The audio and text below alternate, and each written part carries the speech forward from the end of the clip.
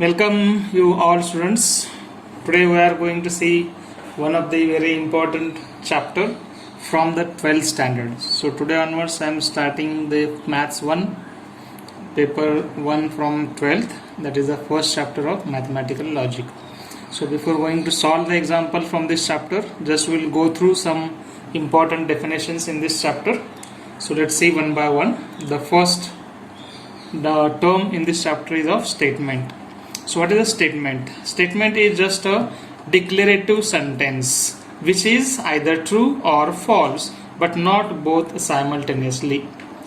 So in general the statements are denoted by the small letters such as P, Q, R and so on. So if you just go through the definition, you come to know which sentences will be the statements. Any sentence or any declarative sentence which is either true or false, but not both simultaneously. For example, if I say that I am very clever, so can you say whether it is true or false? We can't decide till if we know who is that person, who is that student. So, or we can say the statement that 4 is a perfect square.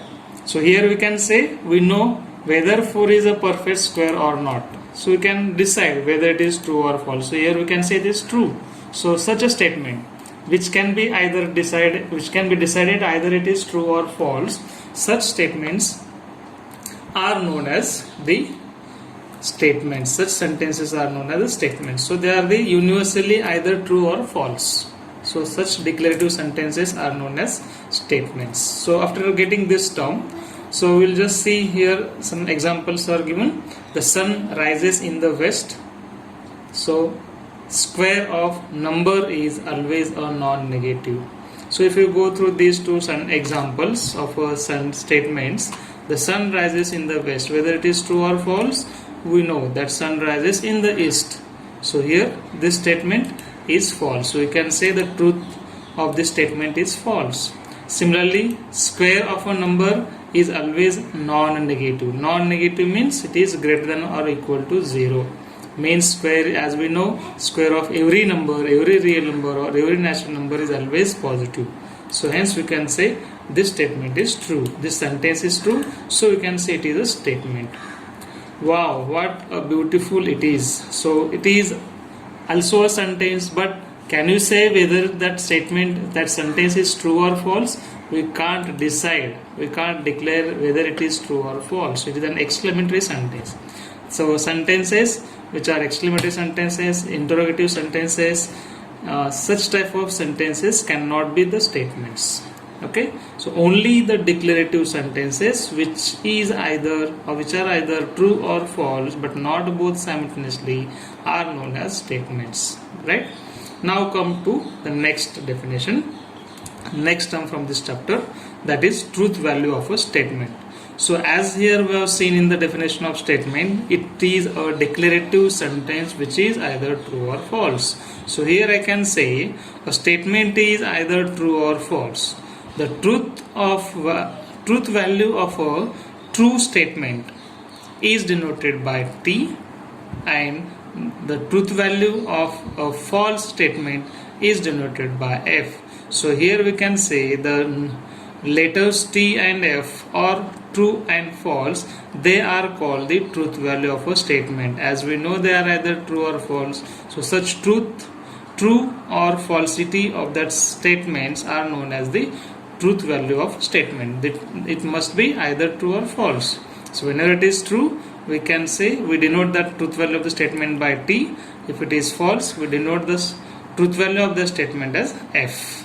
Right? So here onwards in this chapter we are denoting the truth value of the statements by these two letters T and F. So if you are given sentence and if it is true, we can say the truth value of the given statement is T.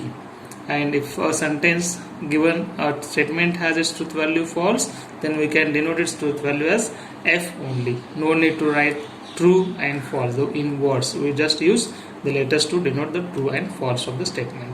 Okay, so after having this, now let's go for the next term, that is open sentences. What are open sentences? An open sentence is a sentence whose truth can vary according to some conditions which are stated in the sentences. Okay, according to the conditions which are not stated in the sentences. Here those statements are not mentioned in the statements. Okay, so an open sentence, which is a sentence whose truth can vary according to some conditions which are not stated in the statement. For example, x plus 5 equal to 10, or this mango is very tasty. So here, unless and until we know the value of x in the first equation, that x plus 5 equal to 10, we can't say whether it is true or false. So the truth value will depend on some condition which is not given in the example, but if we have that, then we can say whether it is true or false. In the same way, this mango is very tasty, but we can't say again whether it is true or false even until we have tasted that mango.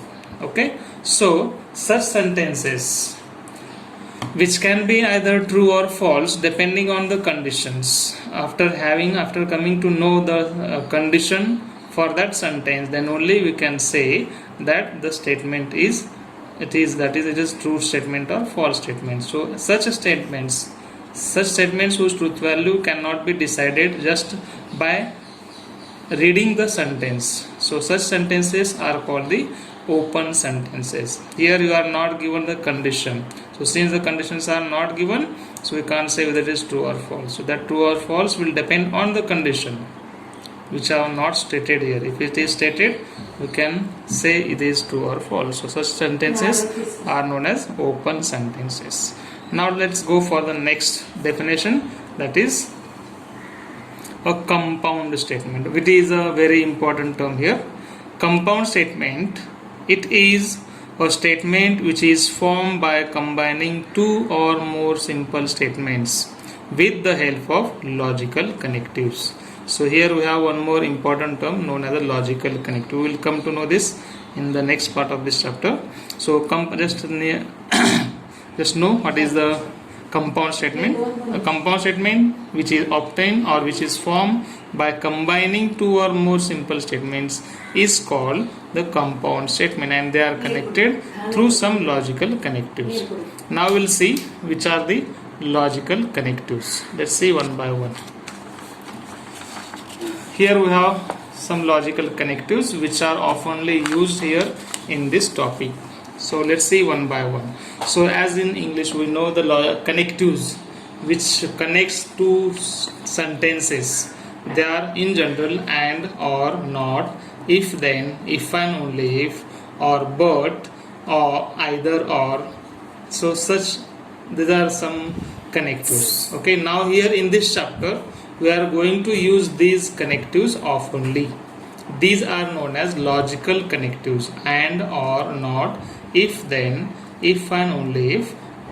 Okay, so here we are using, or we are denoting these connectives by some symbols. This and is denoted by this one, that is vertical V, or is denoted by a symbol V. Not is just a negation sign. If then will be one-sided arrow, and if and only if is denoted by two-sided arrow. These are the symbolic notations for these connectives respectively. And we have the names for such connectives for this chapter. So this and or this symbol will be the conjunction. Here onwards we call this symbol as a conjunction. Then whenever a sentence is two sentences or two statements are combined with the help of connective or, we call it as a disjunction of two statements. If it is negation or if not is used in a sentences, in a statement, we call it as a negation statement. Whenever two statements are connected with the help of if and then, or if sometimes, suppose if P and Q are the two statements, simple statements are given, then if P then Q, such type of sentence, such type of statement which is in which two statements are connected with the help of if then, is known as a conditional statement, or it is also known as implication of two statements. And also the next one, connective, that is if and only if, whenever two statements are connected with the help of this type of connective, then we call that statement, that compound statement, as a biconditional, or it is also known as double implication. So all these are the compound statements. So the compound statement which are used or which are obtained by combining two statements with the help of logical connectives. So these are the logical connectives we have. So whenever there are two statements, they are combined with the help of any one of these five logical connectives, we call them as compound statement.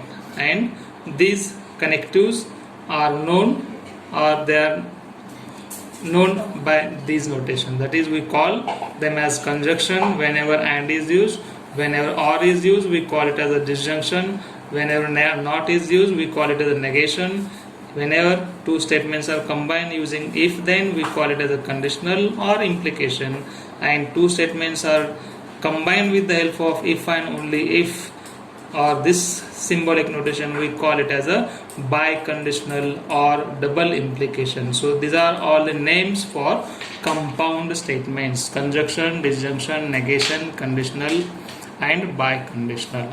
So now let's see some the truth tables.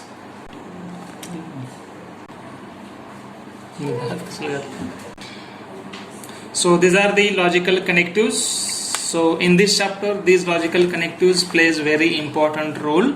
So we just go through these connectives and their names, and we'll use oftenly while solving the example on this. So in this chapter, we are going to use these connectives to find the truth table, to find the truth values of the given statements. So in this video, we have seen the logical connectives as well as some important definitions, important terms from this chapter, which we are going to use in the next part of this chapter. So these are the statement, truth values of a statement, open sentences and compound statements. So these are very important terms. Just go through them, and along with this we have seen the logical connectives. Those logical connectives are very, very important. In the next video, we are going to see the truth table of all these logical connectives. That is also very important part of this chapter. So without which this chapter will not be completed. Okay. So just go through this. If you have any doubt, you can just put the messages. Thank you.